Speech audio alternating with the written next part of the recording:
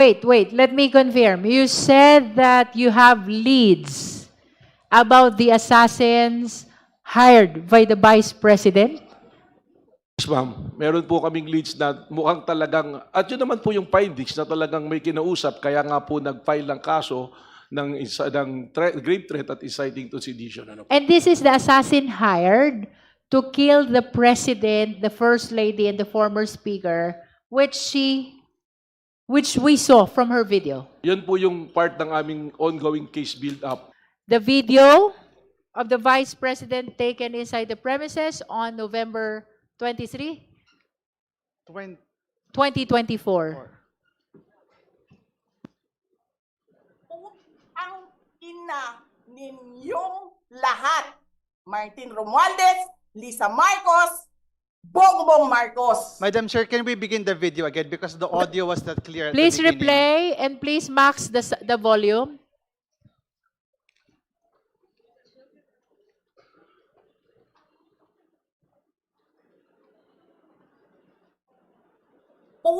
Ang ina ninyong lahat. Martin Romualdez, Lisa Marcos, Bongbong Marcos. Huwag ka mag-alala, ma'am, sa security ko. Kasi may kinausap na ako na tao. Sinabi ko sa kanya, kapag pinatay ako, patayin mo si BBM, si Lisa Araneta, at si Martin Romualdez. No joke. No joke. Nagbilin na ako, ma'am. Pag namatay ako, sabi ko, huwag ka tumigil hanggang hindi mo mapatay sila. And then he said yes.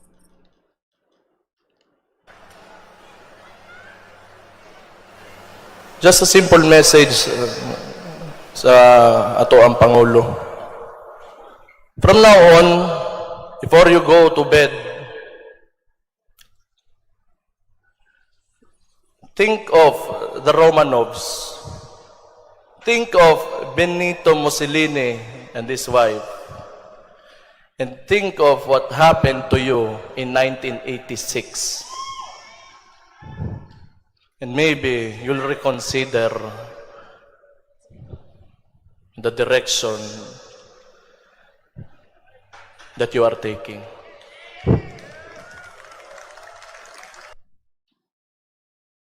Honorable Zamora. Madam Chair, I just wanted to make a brief manifestation regarding that video. Maybe I'll give a little crash course on history. The Romanovs were the ruling imperial dynasty in Russia from the 1600s to the early 1900s, Madam Chair. And why? At sila po ang royal family noong 1900s until 1917. Noong 1917, nagkaroon po ng February uprising kung saan napilitan mag-abdicate o i-give up ni Tsar Nicholas II ang kanyang pwesto dahil may communist uprising. Pagkatapos po, October 1917, merong another uprising by the Bolsheviks, which was led by Lenin. And ano pong nangyari dito? Kaya mahalaga itong Romanovs na to. Sila po, ang buong pamilya, ang mag-asawa na si Tsar Nicholas II, si Tsarina Alexandra at ang kanilang 5 anak ay kinuha, nilagay sa isang house sa Siberia at isang araw pinagpapapatay po silang lahat. So, yun po ang reference, nakababahala po ang reference nila sa Romanovs. Bakit naman din po nila babanggitin si Benito Mussolini? Sino ba to? Ang fascist dictator from 1922 to 1943 ng Italy. He allied himself with Hitler and the Axis powers until he was removed by King Victor Emmanuel and executed in 1945. The point is, Madam Chair, nakababahala nga ang kanilang reference sa ganitong mga okasyon, sa ganitong mga tao, and their propensity to refer to executions or to idolize dictators is appalling and should not be countenanced. Thank you, Madam Chair. Madam Chair. That is very enlightening. Can we hear first the appreciation of the NBI? Having heard the history from the Honorable Zamora, how did the NBI appreciate this video of Mayor Baste? Yeah, well, thank you for the cross-current history. Although we already have traced back why there's a referral on that matter. So, and I tend to agree with the Honorable Zamora that the reason why we're still considering what we're saying, that there is an ongoing investigation, because just recently, I think first week of April, there was a rally in Club Filipino when they launched the Rage. Even the name, you'll see it, Rage. So, wherein the Mayor Baste Duterte made reference to kuhain yung ulo ng Pangulong Marcos. Ano? And we've noticed a pattern na paulit-ulit, laging sinasabi, kuhain yung ulo. I think there was also a video submitted by NBI, which was also being considered in the ongoing investigation, that Vice President Sara Duterte also preparing to remove the head. Ano? And I'd like to make a reference on the earlier statement of Honorable De Lima on the pattern of behavior of the family. So lahat po yan ay recorded naman and been publicly used. And yun pa po yung isang nagiging challenge sa amin sa NBI, because again, just recently when the President Bongbong Marcos was present live in Palayan, Isabela, meron pong isang individual doon sa live na nag-post na barilin na yan. So it's very alarming dahil hindi na, parang continuing na po yung threat sa ating Pangulo. And kami naman po sa law enforcement, any threat to the President or high official in government, we consider it as a threat to the national security. So it's good that these things are being raised here.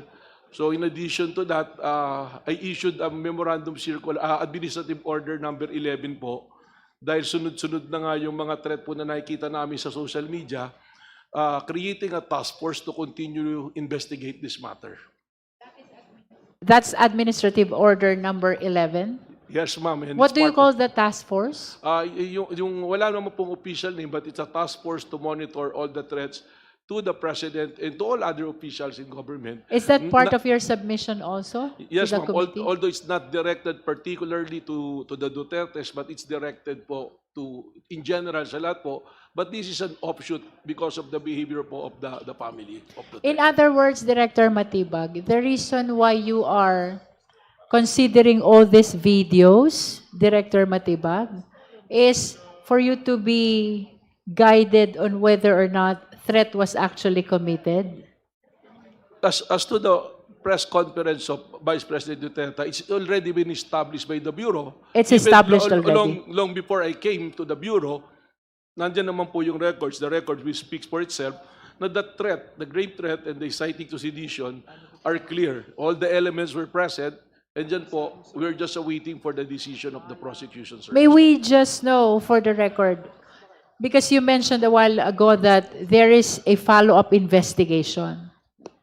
May we know the purpose of the follow-up investigation if you have resolved already the offense of threat that was committed against the first couple and the former speaker? How about the follow-up investigation? It's an ongoing investigation po. If you recall, dun po sa video ni Vice President, sinabi niya na no joke, nag-hire na siya ng assassin. Ano po. And we're trying to identify and pinpoint the assassin. And just to let you know, we have leads already. We have some personalities that we are surveillance at sinusundan po namin. But I have to caution you and immediately say that I apologize that we cannot name the names of those individuals naming sinusundan, but we are zeroing on several individuals already na maaaring yun po yung kinausap niya doon sa threat na ginawa po niya. Wait, let me confirm. You said that you have leads about the assassins hired by the Vice President? Yes, ma'am. Meron po kaming leads na mukhang talagang, at yun naman po yung findings na talagang may kinausap, kaya nga po nag-file ng kaso grave threat at inciting to sedition. Ano po. And this is the assassin hired to kill the president, the first lady, and the former speaker, which we saw from her video. Yan po yung part ng aming ongoing case build-up and to solidify po kung ito yung individual talaga. If you recall, meron pong mention, it's not been denied, na meron pong itinayong Vice President Sara, parang Vice Presidential Security Group, yung sarili niyang group. So, yun na lang, in general, we're looking on those individuals in the close associates of the Vice President.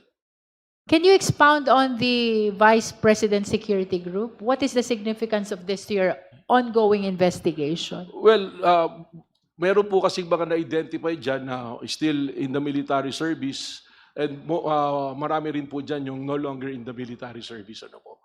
So- Remember, yung sinusundan po natin is the second highest ranking official of the country. So she has the network. So kaya po kailangan nating sundang maigi at i-surveillance po yung mga nakakausap at mga kinausap po. Is it correct to say that the subject matter of your follow-up investigation is the statement of the Vice President that he has hired an assassin? Yes po, doon po talaga yon dahil we considered it as a serious and actual threat to the life of the President, kaya kailangan po naming bantayan. And you consider the creation of the Vice President Security Group significant in the investigation of this having hired an assassin? Para sa amin po, yes, because it is very unusual to a Vice President. If you will look at the history of other Vice Presidents, hindi po ganun karami yung security group na nakabantay po sa kanila. When you say hindi po ganito karami, can you give us an idea how many security does the Vice President have in comparison with those Well, who serve as Vice Presidents? I'm not sure what is the number, but during the time of Vice President Lenny, I think it's not even more than 30. Pero dito po, hundreds po yung security na tinayo po nila. You are saying that during the time of Mayor Lenny, Vice President Lenny, around 30. That is And my recollection po. during the time of VP Sara, how many? Hundreds po ngayon yan yung na-identify dyan By hundreds? Is it 100, More than 200? po. More than is, I think it's ranging from 500 po. Nagbawas 500? Makikita nyo naman po yan, di ba, dun sa paggasta dun sa confidential fund na mention po yan So this is 30 versus 500? Is that what you're saying, Director Matibag? So this is unusual po. It's not usual do sa comparison. And we're looking back also as far as the other Vice President at that time po.